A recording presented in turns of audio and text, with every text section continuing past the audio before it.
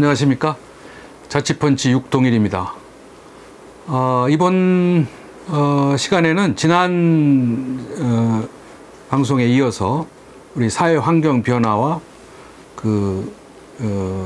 우리의 과제, 국가와 지역의 과제, 이렇게 이야기를 좀 나누고 싶습니다. 잘 아시겠지만 우리가 지금 우리 대한민국이 세계 속에 크게 성장 발전해 왔습니다. 대표적으로 이제 이 글로벌화 되어가는 이 시대에 우리 대한민국이 지금 지난 50년 동안에 아주 압축 성장을 통해서 대단히 큰 발전을 이루었습니다. 특히 양적 성장 면에서는 타의 추종을 불허하죠. 쉽게 얘기해서 지금 대한민국이 우선 경제적인 측면에서 보면 1960년도, 그러니까 대한민국은 1961년부터 경제개발 5개년 계획을 통해서 경제를 착실히 성장해 왔지 않습니까? 1960년도의 통계와 지금 2015년도의 통계를 비교해 보면 적나라하게 우리 대한민국의 발전 이 상을 비교해 볼 수가 있습니다. 1960년도에 우리나라의 수출액이 불과 3,300만 불, 1억 불이 안 됐죠. 그것도 꽁치, 고등어 또는 우리 가발을 팔아가지고 수출한 액수가 세계 88위, 3,300만 불에 불과했습니다. 이제 그렇게 빈약한 경제면에서 우리는 무역밖에 없으니까요. 빈약한 상태에서 우리가 이제 경제개발 5개년 계획을 시작해서 1964년에 1억 불, 77년에 100억 불, 또 우리 올림픽을 했던 1988년 이후에 들어와서 이제 1,000억 불, 그리고 2010년에 5천억 불에 넘어섰습니다. 지금은 수출과 수입을 합해서 우리가 1조 불의 무역 규모를 가진 무역 대국이 됐습니다. 세계 8위입니다. 10번째 안에 들어오는 무역 대국. 그러니까 1억 불도 안 되는데 지금은 1조 불이 됐으니까 이거는 기적이라고 봐야겠죠. 이제 그런 무역을 통해서 우리 지금 경제 규모도 한 1조 5천억 불로 해서 세계 15위의 경제 규모를 우리가 가지고 있습니다. 인구 이제 5천만인 나라이기 때문에 인구 1인당 GDP가 지금 3만 불은 좀 못 미치고 있죠. 2만 8천 불 정도 넘어섰는데 이것도 1960년도와 비교해 보면 우리가 1960년도 1인당 GDP가 100불이 안 된 79달러, 최빈국입니다. 그런 나라가 지금 이제 3만 불을 목전에 둔 그런 경제 규모와 수준을 가진 대한민국이 됐으니 이게 세계가 부러워하지 않을 수 없는 거죠. 우리가 100불이 안 될 때, 지금은 우리가 아주 저평가하고 있습니다만 필리핀이 그 당시에 274달러, 그러니까 우리보다 3배 이상의 경제 수준을 가진 나라였습니다.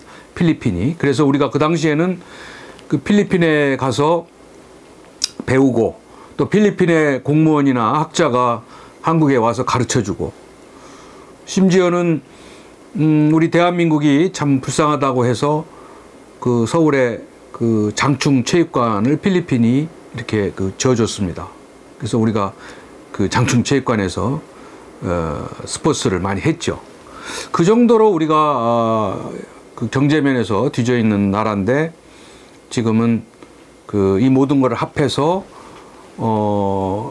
인구 5천만, 그리고 국민소득 2만 불이 넘게 되면 2050 클럽이라는 선진국 클럽이라고 하는데, 거기에 우리가 당당하게 7번째로 가입을 했습니다.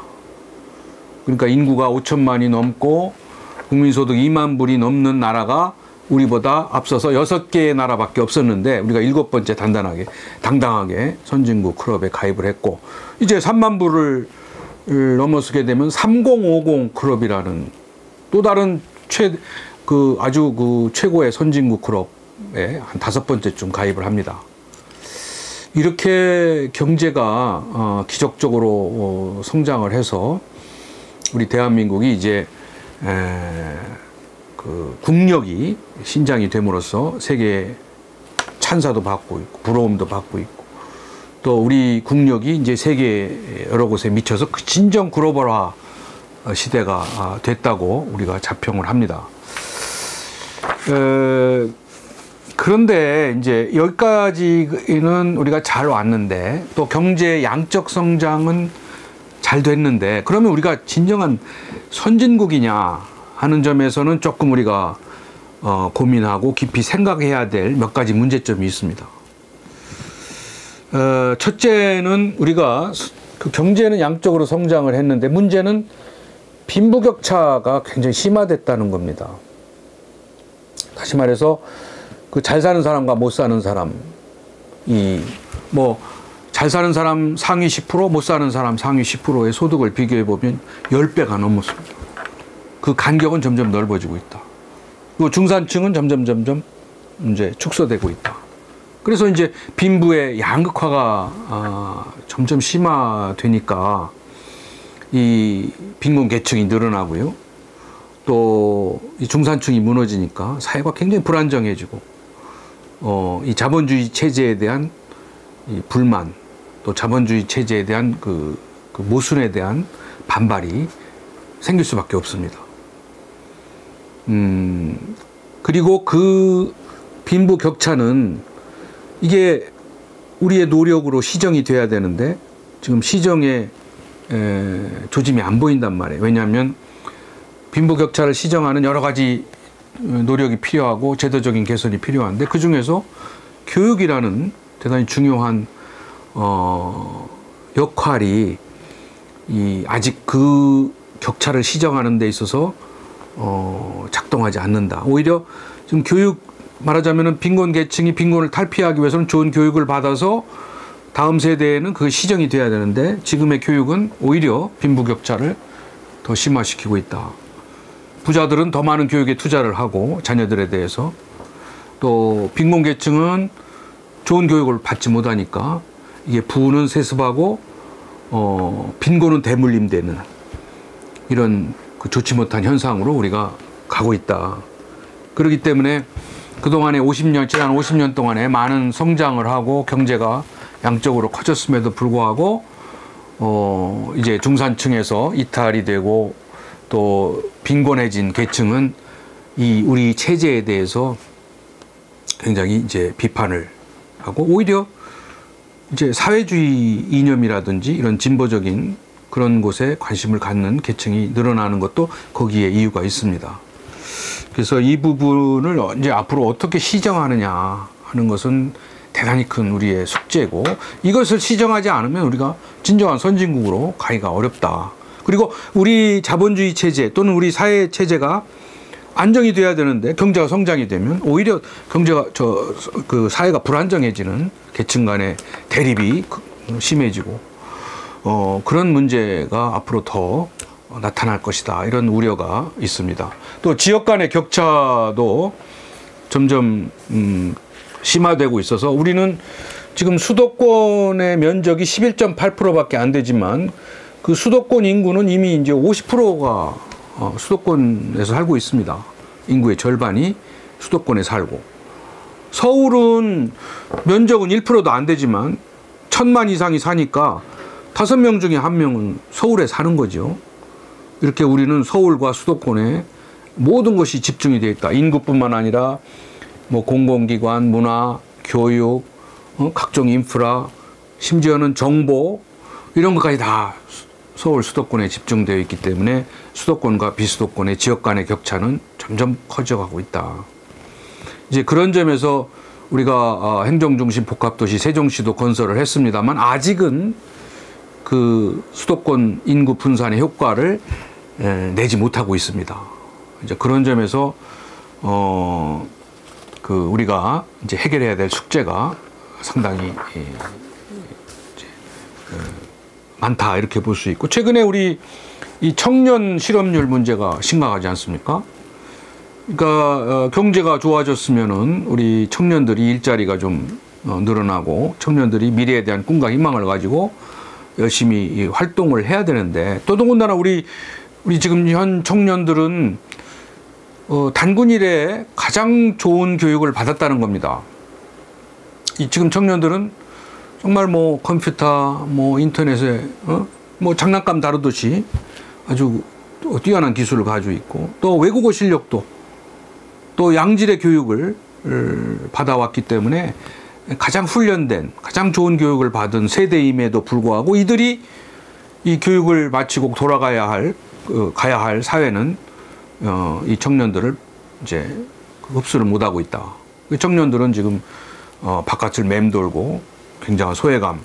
그래서 심지어는 뭐 삼포 세대, 뭐 결혼, 뭐 출산, 취업을 포기한다. 거기에다가 집도 포기하고 꿈과 희망도 포기하고 또 뭐 여러 가지 포기하는 그런 5포 시대, 7포 시대 이런 아주 어두운 그런 신조어까지 마련될 정도로 지금 청년들이 방황하고 있다.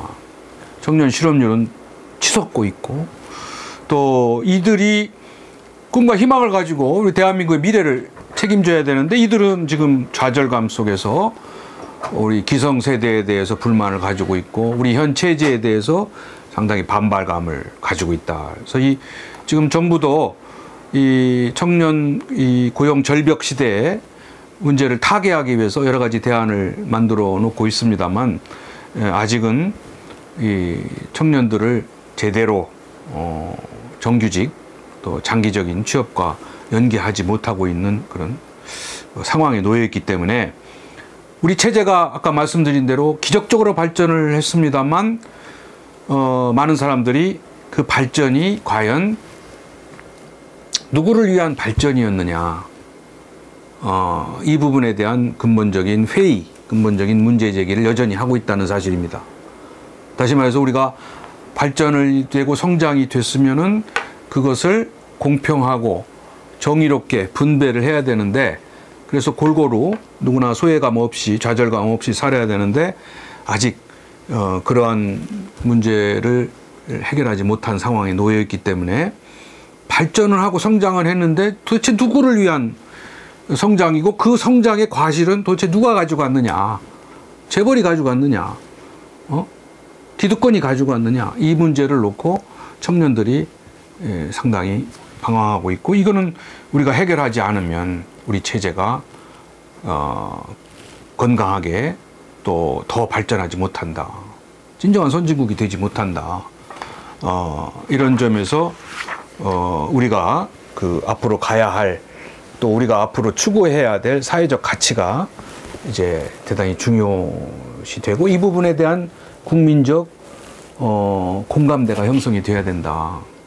그래서 우리가 지금 자치펀치라고 우리가 다시 제가 이 글러브를 끼고 우리 사회의 선진국으로 가는데 그 걸림돌이 되는 불평등의 문제, 격차의 문제, 소외감의 문제, 이 문제를 이 펀치로 날려보내야만 진정한 선진국으로 갈 수 있다.